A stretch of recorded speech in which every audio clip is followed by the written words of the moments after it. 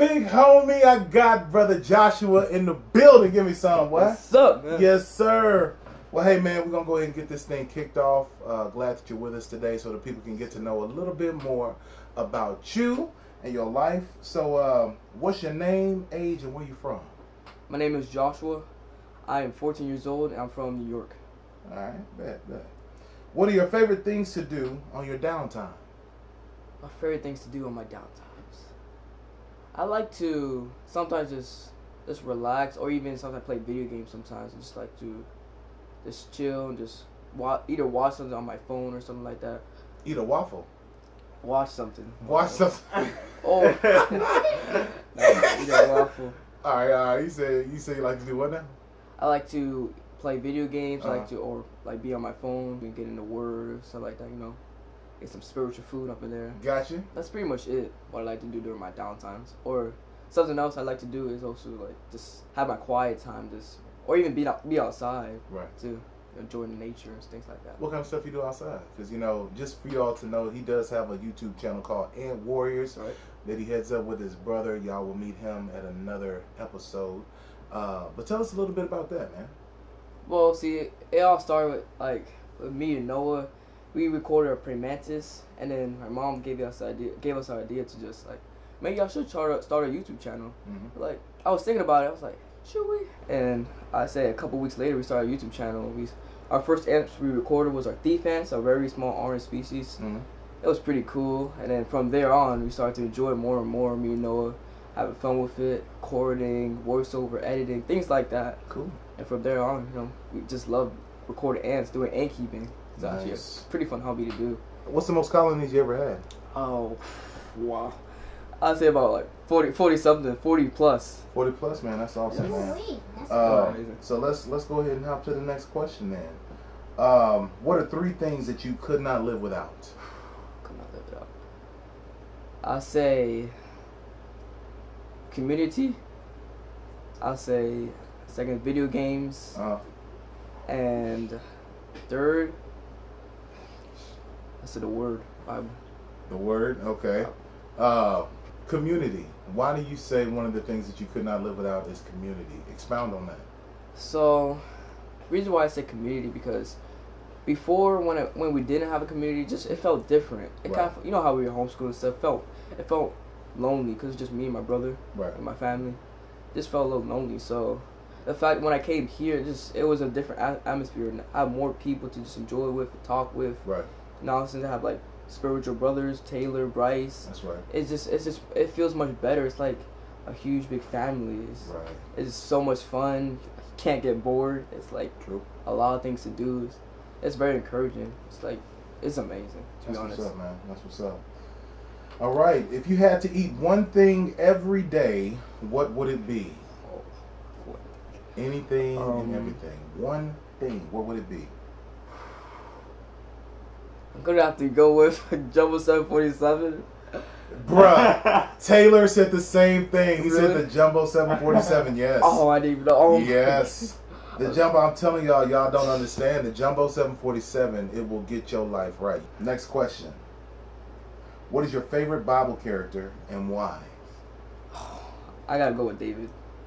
King David. All right. The reason why I say that because from young I was always inspired by him because the fact that the Most High chose him and he became a warrior. Mm-hmm. The Most High gave him strength. I was very fascinated with that. Right. I just like the way he fight and just the fact that he was a warrior. It was just amazing. So I like David because of that. Because I'm strong myself. I'm really inspired by that. That's what's up. The Most High gave him strength, and he was able to defeat tens of thousands of just people, enemies, things like that. So it was just amazing. I was very inspired by his story. Awesome. How did you come to know the Elohim of Abraham, Isaac, and Jacob through Yahusha Hamashiach, who the world calls Jesus? Well, it first started. My family they were Christians. It started off in the church, but then eventually, since we grew out of that, the Most High through the Spirit spoke to my dad, and we left the church, and then we went to the synagogue, like a shul, and then as time go on, it was not the place. Right. Most High we felt like the Most High the Spirit wanted us to be somewhere else. Like, this was not the right place. So after that, after the shul, we actually went home. We went to a camper in North Carolina. We moved from New York to North Carolina, and we went to a camper. We just had our own like just service and things like that. Have our own Bible studies and things like that. And then a lot of months later, we found out Zion's Refuge. My mom and dad, through Zoom, I think 3 months, something like that. Yeah. We found Zion's Refuge, started talking to them, stuff like that. And in no time, we came here for a week to visit here. And then things start to change. Like, it's like we start to know the Most High more. It's like this was the place. Like, this was the place we were meant to be. Like, the Most High called us to be right here in this place. And here we are. You know, even the Most High, fearing Him, trusting. That's what's up, man. Thank you for that. All right, let's see. What are some things that you were set free from when you had an encounter with the set-apart spirit of Yahuwah, and how have you stayed delivered? I was set free from pornography, actually, because that was one of my struggles, like, a lot, really. Because it was me and Noah, during the nighttime especially, that's when the evil one that works a lot. That's when we, like, mostly did it. We did pornography, searched some sites and things like that. And that's where we got caught over. Actually, how it started is from school. Someone saw this, like, crazy thing on pornography about this woman, so I got drawn into that. Actually, I wanted to see it, and that's how it started. And then I came home, and I told Noah about it during the night. I think he knew about it too, and then we started to do it. Like, it starts to be, like, addicted, literally addiction. And then, but it's like we had a conscience. We knew it wasn't the right thing to do, but, you know, it was like the lust of the flesh, so we still did it anyways. As time went on, we got caught, and then when we came here, that was still a little bit of my struggles. I did things sneakily. I should not have been doing it, but I did it anyways. And I finally got delivered from it, and this thing started changing. How I stayed being delivered, I'm careful what I watch, of course. Try not to, like, search up some random stuff. Making sure, what's my goal, like, to either watch ant videos or edit, or, like, just watch some animal videos, and, like, that's it, nothing crazy. So I don't wander off or get tempted, things like that. And I gotta admit, I did get tempted in certain things. After I got delivered, you know, it's still a battle. It's not like once you get delivered, oh, I'm good now, nothing's gonna happen. Now, after I got delivered, it was a challenge. I had to fight my own battles. So it took some time for me to just stop doing it, and then I finally stopped doing it, and it felt so much better. It's like, wow, it's like this stuff could lead me to the lake of fire, but most like gave me opportunity, gave me mercy, and here I am still alive because of His mercy and His grace. So it took some time, but I made it through. I fought through. And now I'm just being careful what I watch, making sure whatever I need to watch, just focus on animals or just editing, things like that. What I need to do, just get off. Not just entertain with some other random things or things like that. Gotcha. Just stay focused. All right, cool. Stay focused, man. That's the key. All right. What has your experience been like since becoming a part of Zion's Refuge? And you can go into, since, you know, you personally, when you first got here, what was it like living with another family? You know, you got, you know, 3 other brothers in your room sleeping with you. You know, y'all have your own beds, of course, it's military style. But how has that been like? Like, tell the people what that experience has been like. Wow. To be honest, it's like, it's a very grateful experience.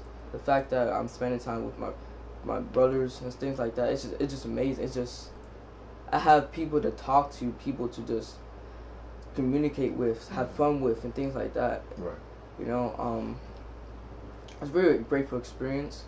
I love playing with them, having fun. I have actually people to, like, just do things with, play board games, play video games with. It's a very fun experience. I'm really grateful to have this. And being here is just, when I first got here, I was a little nervous, you know, because I've never been in actual community like this before, in people's houses, living with them. And then as time went on, I started to get accustomed to it, and like just knew the orders and standards when it comes to Zion's Refuge, and I started to obey that, listen to that, and things went out pretty well. Went out really well, actually. Here we are right now, enjoying each other, having a great time, getting the word, fellowship, having service, just having a wonderful time. It's an experience I never thought I would ever have, but all praise to the Most High. I have it. I still have it. That's what's up, man. So, for all the young men who might be watching this right now, who are 14 years old or around that age, what would you tell them?